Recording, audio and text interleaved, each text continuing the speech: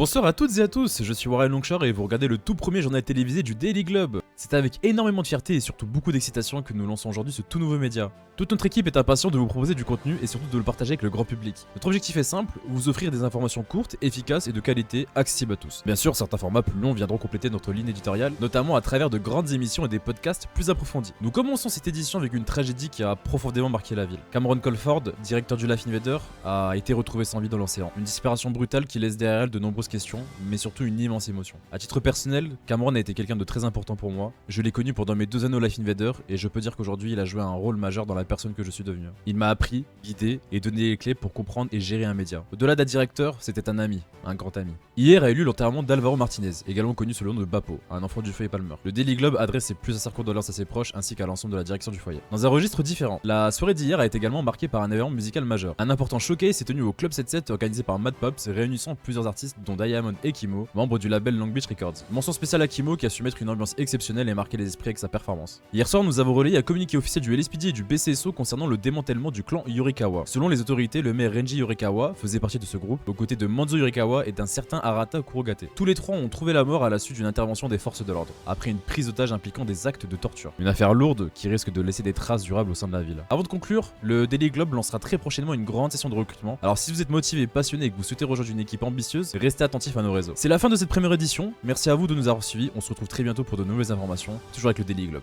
Bonne soirée à tous.